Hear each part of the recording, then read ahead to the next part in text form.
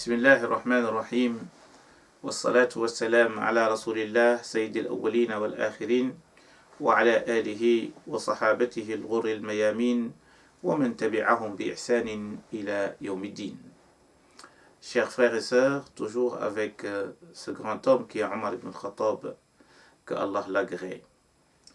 Cet homme qui a été souvent en phase avec le Coran, autrement dit, la révélation, la parole d'Allah était en phase avec Omar ibn Khattab.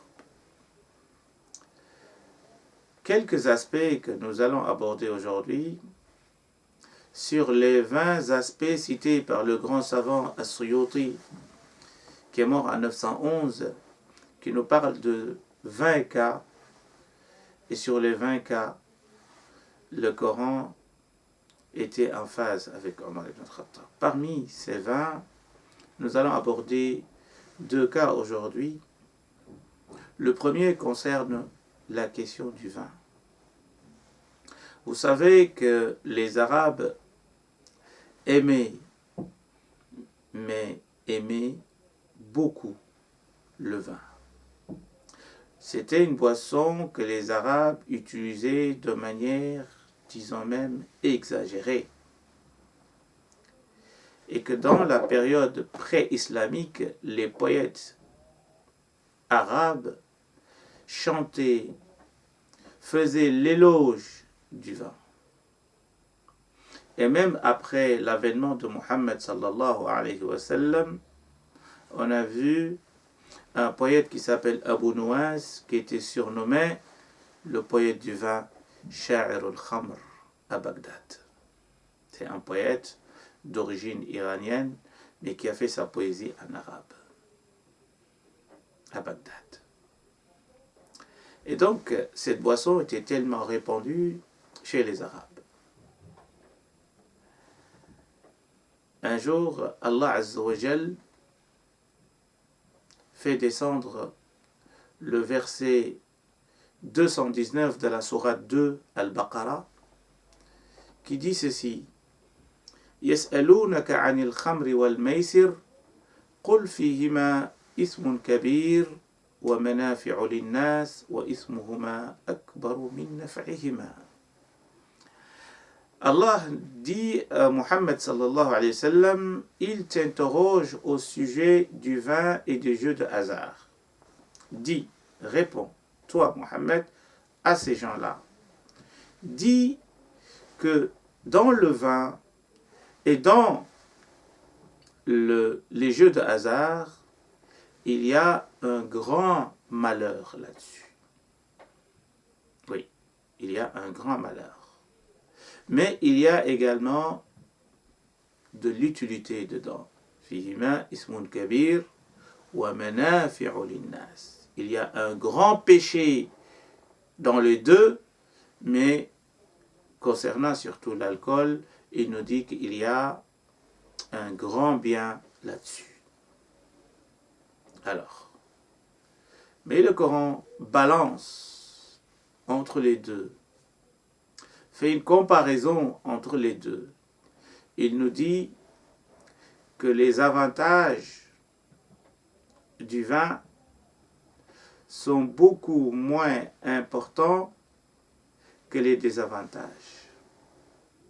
C'est-à-dire que les péchés et les malheurs du vin sont au-dessus des biens que le vin pourrait nous apporter. Et lorsque ce verset a été révélé, il a été lu à la présence de Omar ibn Khattab. Et Omar dit: Allahumma bayyin lana fil khamri bayanan shafiya. Allah, nous t'implorons, nous te demandons pour que tu fasses descendre des versets clairs, limpides, qui mettent terme à l'utilisation du vin. C'est une invocation d'Omar ibn Khattab. C'est là où un autre verset a été révélé. C'est le verset 43 de la sourate 4, sourate Nisa, la femme. Allah Azza wa Jal dit Ya ayyuhalladhina amanu, ô vous les croyants, la taqrabu salat, ne vous rapprochez pas, ne vous approchez pas de la prière si vous êtes ivre. Si vous êtes ivre, il ne faut pas prier. Comme ça, vous saurez ce que vous allez réciter dans la prière, pour ne pas se tromper. Parce que les causes circonstancielles de la descente de ce verset-là, il y avait un compagnon qui était ivre et qui lisait le Coran et qui avait mélangé les pinceaux, c'est-à-dire il a renversé les versets. Il s'est trompé. Ce deuxième verset, lorsqu'il a été révélé, Omar ibn al-Khattab a été appelé pour écouter ce verset. Donc Omar arrive, on récite ce verset devant lui. Omar répète la même invocation de tout à l'heure en disant Allahumma bayyin lana fil khamri bayanan shafiya. Allah, édifie-nous, fais descendre des versets clairs, limpides, qui mettent terme à l'utilisation du vin. Allah Azza wa Jal fait encore descendre le Coran. Et là, c'est la sourate 6, Al-Ma'ida, la table servie, verset 91, qui dit Ya ayyuhalladhina amanu, ô vous les croyants, Innamal khamru wal maysiru wal ansabu wal azlamu rijsun min amali shaitan. Allah cite le vin, les jeux de hasard, les idoles qu'ils adoraient et toutes ces pratiques-là. Allah Azza wa Jal nous dit que ça fait partie de rijsun min amali shaitan.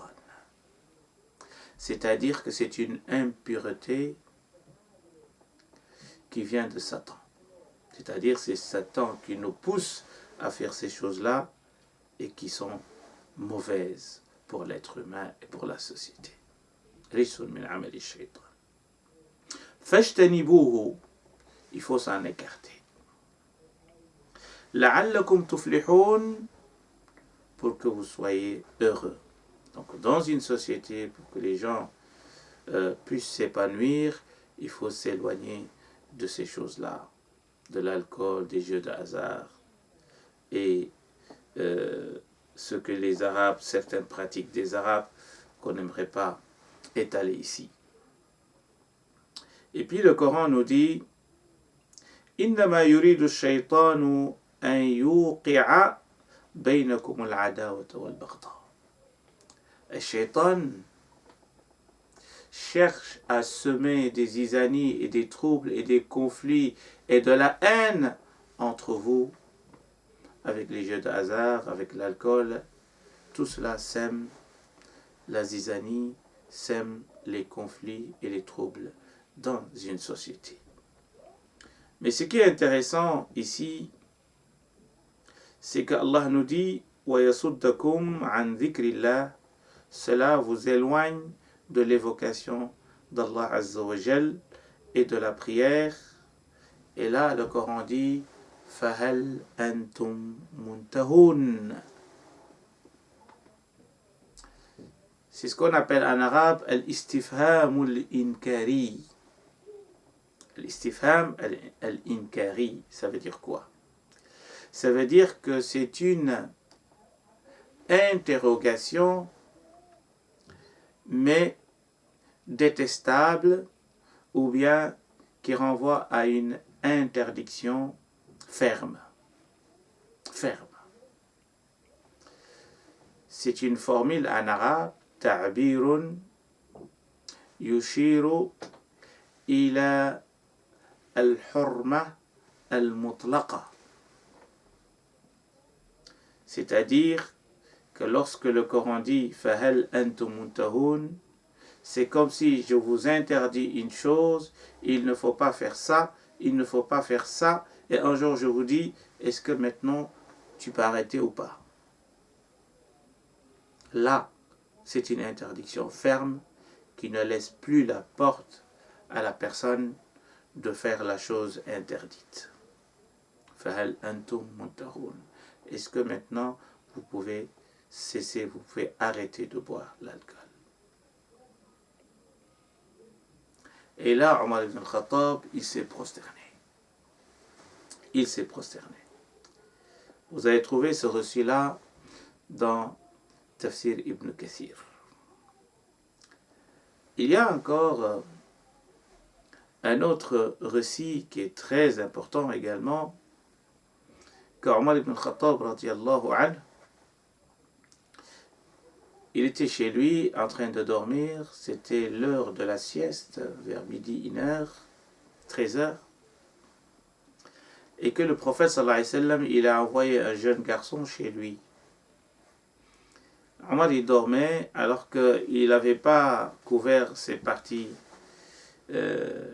quelques parties de son corps qui étaient découvertes, et que lorsque le garçon est entré, apparemment, le garçon, il a vu quelques parties donc, du corps de Omar ibn al-Khattab, radiyallahu anhu. Et c'est là qu'Omar ibn al-Khattab dit, invoque Allah Azza wa Jal, implore Allah Azza wa Jal en demandant qu'Allah fasse également descendre des versets sur cette question-là.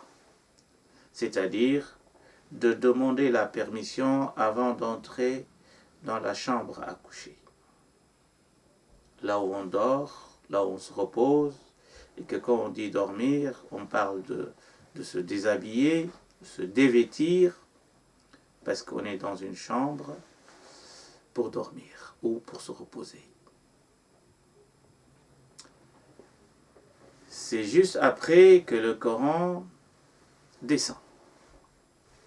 Et dit ceci parce que c'est très important, c'est ce qu'on appelle Ayatul Istizan, le verset qui concerne la demande de permission avant d'entrer dans la chambre à coucher. Là, on parle d'un sujet qui concerne la vie dans la maison, c'est-à-dire des gens qui habitent dans la même maison, papa, maman et les enfants, et même parfois des personnes étrangères qui viennent à la maison. Avant d'entrer, surtout dans la chambre à coucher, ils doivent demander permission, soit toquer, soit dire que je suis devant la porte, etc. En tout cas, quelque chose pour annoncer que vous êtes devant la porte. Et le Coran appelle ou donne un concept très important, il l'appelle thalatha awratin. Thalatha awrat, ça veut dire quoi? Ça veut dire les 3 moments où on se déshabille. L'aura, c'est la partie du corps qui n'est pas couverte. Les moments de découverte, les moments où on se déshabille, sont 3 moments. Et le Coran les précise. Il dit min qabli salat al-fajr. Avant la prière de l'aube, salat al-fajr. Wa hina tada'una thiyabakum min al-zahirati. Et lorsque vous faites votre sieste à midi ou 13h. Wa min ba'di salat al-isha. Et après la prière de Isha, la dernière prière de nuit. Ces 3 moments-là, ce sont les moments où généralement les gens dorment, les gens sont au lit, se reposent. Avant la prière de l'aube, donc c'est la nuit, jusqu'à le Fajr, à 13h, midi 13h, 14h, selon les pays, selon le temps, on se repose. Et après Salat al-Isha. Et donc ces 3 moments, Thalatha awratin lakum. Et là, Allah Azza wa Jal fait descendre le Coran sur ce verset qui est la sourate 24, sourate An-Nur, verset 58, en disant qu'avant d'entrer dans cette chambre, qui est la chambre à coucher, il faut demander permission. Donc vous voyez, chers frères et sœurs, comment le Coran est souvent en phase, ou bien le Coran répond à l'appel de Omar ibn al-Khattab radiyallahu anhu. Omar, au-delà de ces questions, parfois il est en phase avec le Coran, parfois c'est le Coran est en phase avec lui. Ce qui est le plus important à savoir, c'est que Omar ibn al-Khattab, comme on l'a dit dans les cours précédents, n'était pas toujours en phase avec les hommes et femmes qui le côtoyaient.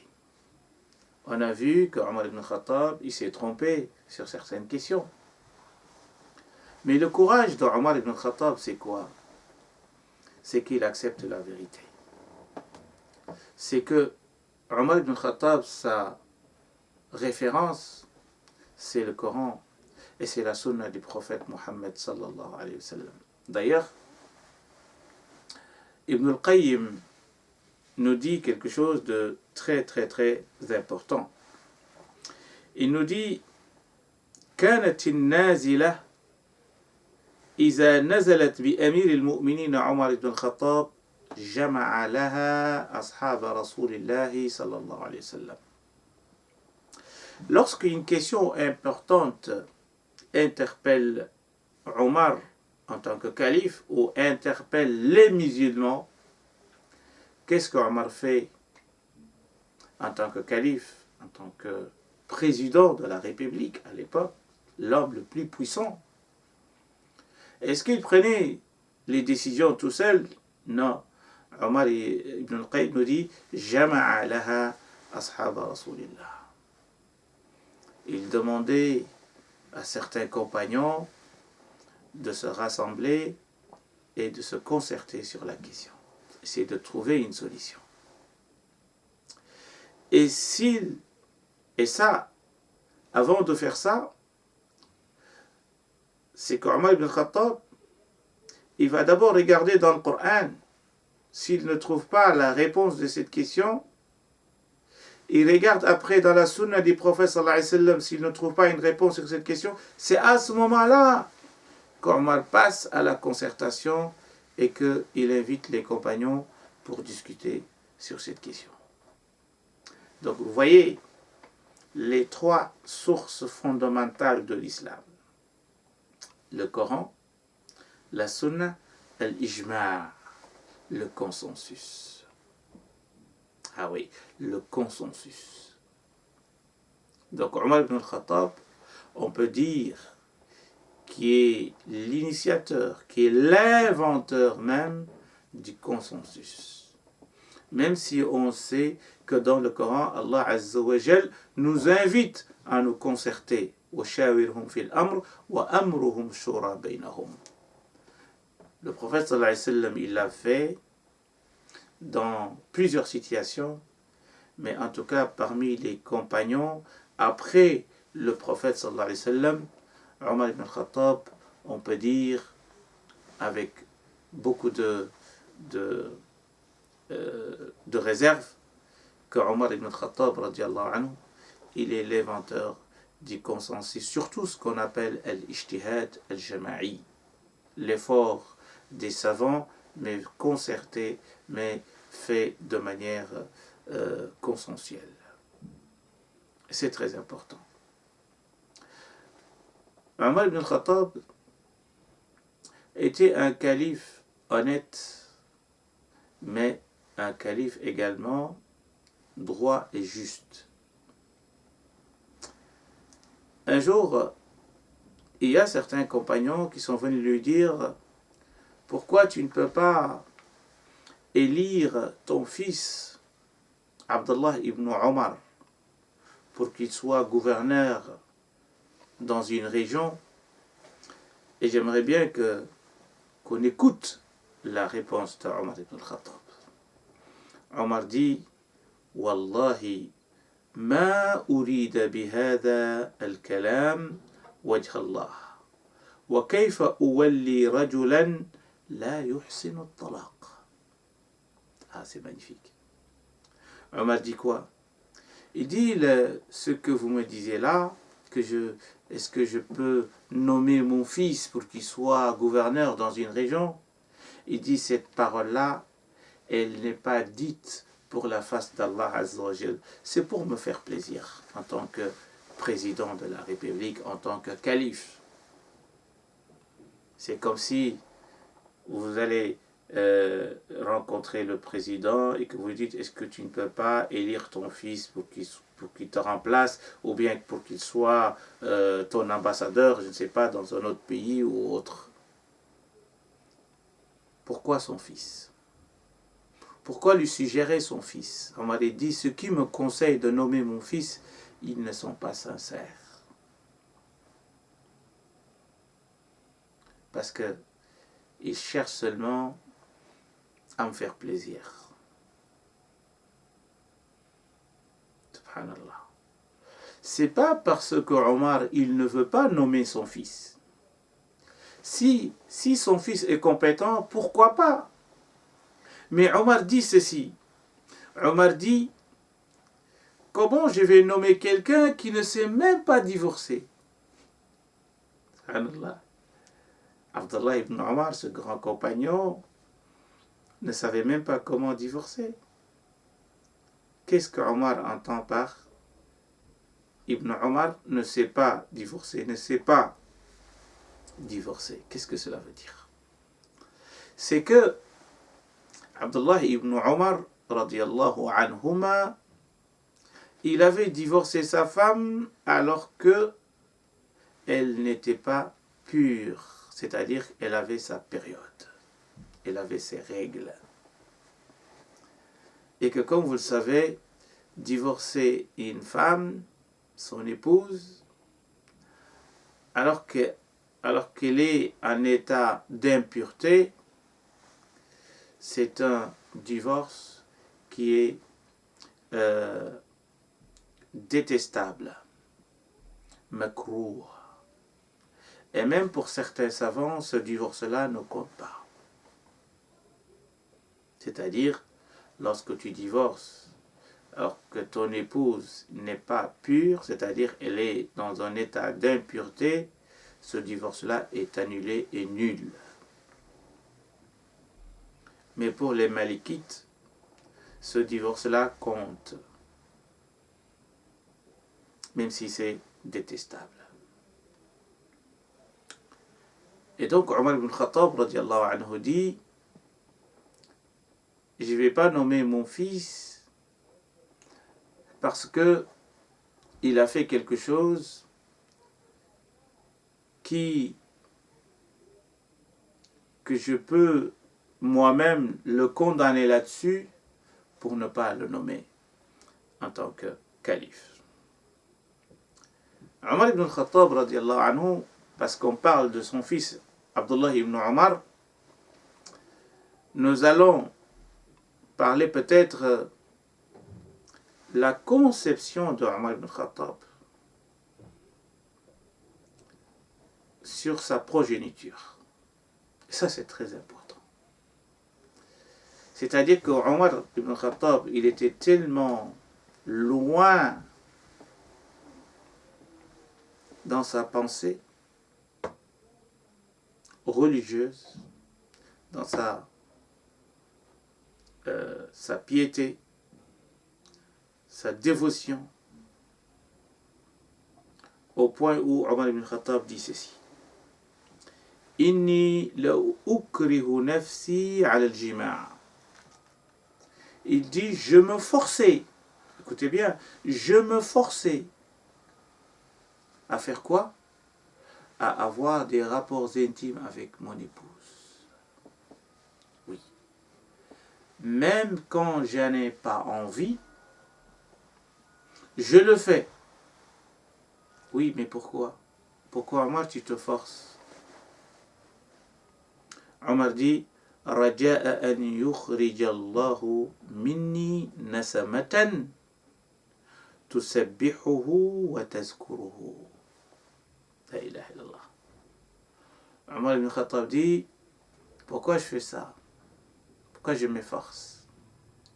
C'est pour que Allah Azza wa Jal me donne des enfants qui vont glorifier Allah et qui vont mentionner, qui vont faire du zikr, qui vont mentionner les noms d'Allah Azza wa Jal.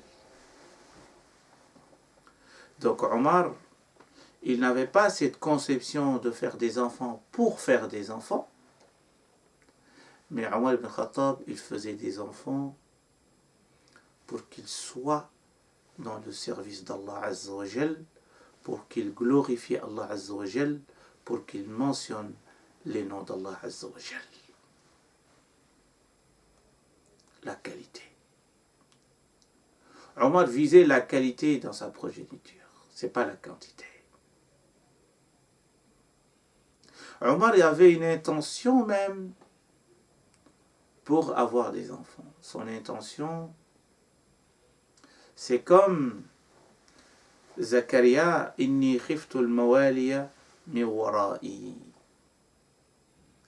Lorsque Zakaria, alayhi salam, il demandait à Allah Azza wa Jal pour qu'il lui donne un enfant qui sera Yahya plus tard, parce que il craignait qu'après lui, il y aura des gens qui vont venir et qui vont ternir la religion et qui ne vont pas s'occuper de ce qu'on appelle la prédication et prêcher l'islam.